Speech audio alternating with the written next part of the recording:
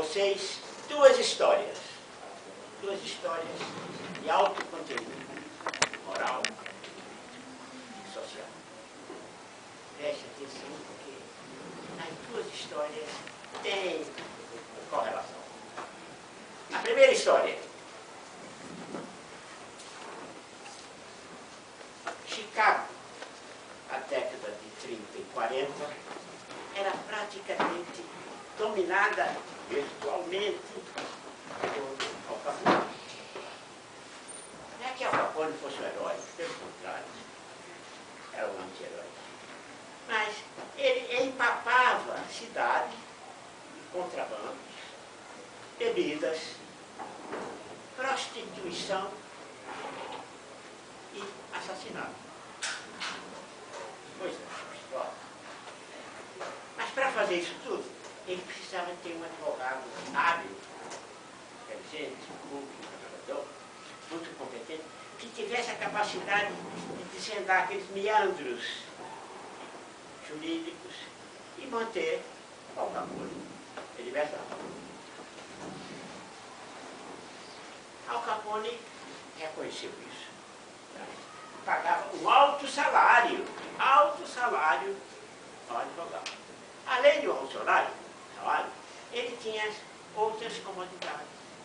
Ele morava numa mansão completamente segura, com todas as necessidades. E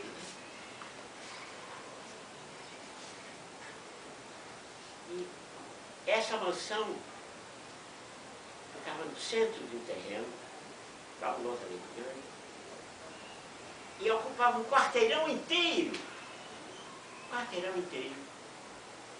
na cidade de Chicago. Ou seja, ele não era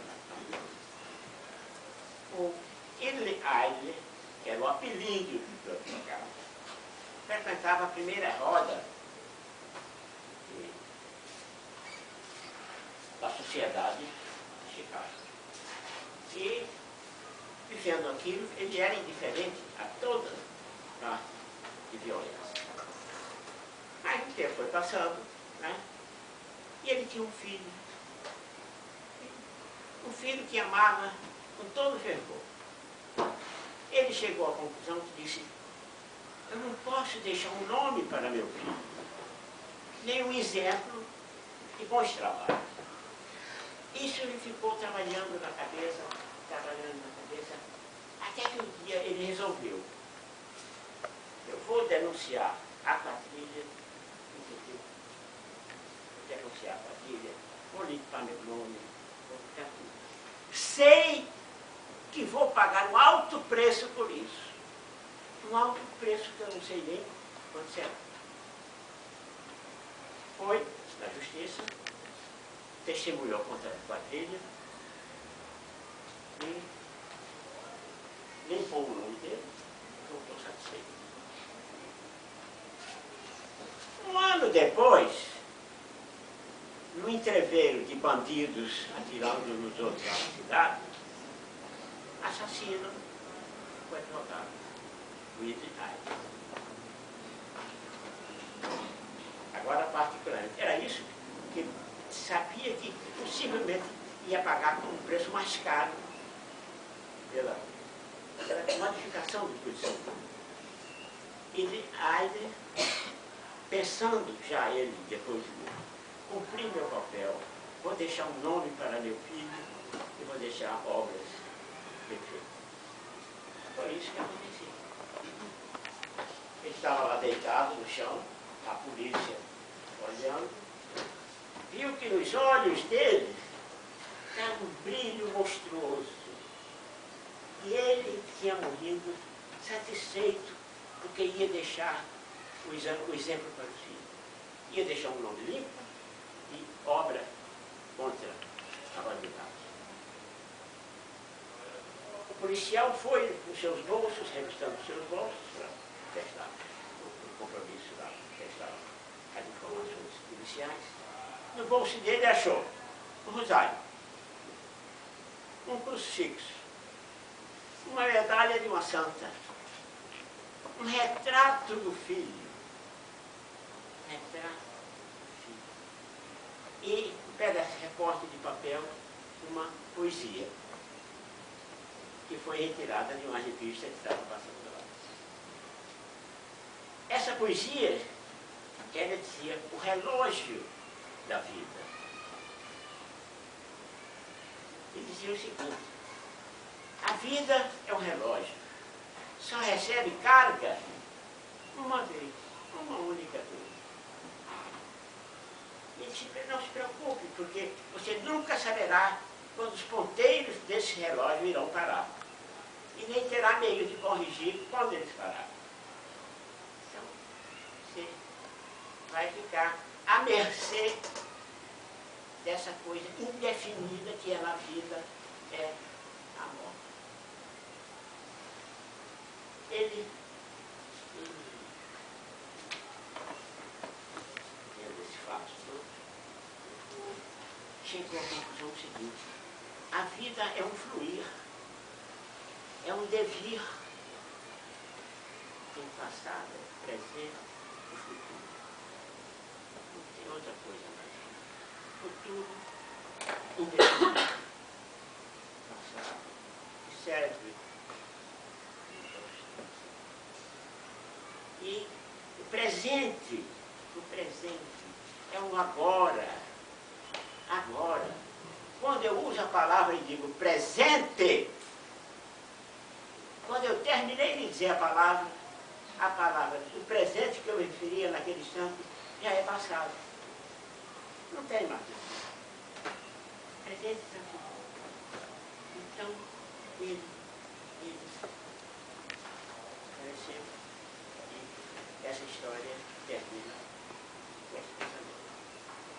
Bom, então, vamos agora uma segunda história que também falou lá. Essa segunda história passa-se na Segunda Guerra Mundial. Um piloto de caça, de avião, né? Um piloto de caça, por nome de Butch O'Hara. Esse piloto de caça servia no porta-aviões Lexington, que estava no sul do Pacífico. Esse preparativo todo, qualquer tecnologia, na época, de primeiro plano. Um dia, o esquadrão recebe uma ordem para uma determinada missão. Os aviões estão decolando, todo mundo, e o Butch O'Hara vai decola. Quando entra na formação lá em cima, ele olha e vê que no indicador, que o indicador de combustível está baixo. Ele diz: olha, então, lá em terra, o elemento que ficou encarregado de abastecer não abasteceu. Eu estou aqui sem combustível para ir lá, cumprir a missão e regressar ao porta-aviões. Quer dizer, se ele fosse lá, ia cair no meio do caminho e ia morrer à toa. Então, falou com o líder. O líder é o comandante da esquadrilha. O comandante do avião, o comandante que está dentro da esquadrilha, comandante da esquadrilha. Botou o BBC e disse mais ainda: olha, meu combustível não dá para ir lá e voltar, tá? E não sei como é que vai fazer. O líder da máquina disse: não, desligue, saia e regresse ao porta-aviões. Vamos lá para o líder. Ele relutou e o líder mandou ele se afastar. Por favor, regresse e vai embora. Ele aceitou, saiu.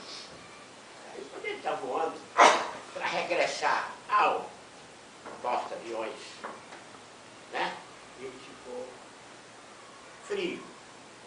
Ele olhou assim e viu uma esquadrilha de aviões japoneses se aproximando na direção do esquadrão. Aí ele raciocinou: nós que somos os caças que estamos em missão, a esquadra ficou sem defesa. A esquadra está sem defesa. Ele disse: e agora? A esquadra está sem defesa, o que é que eu vou fazer? Ele estava com jeito.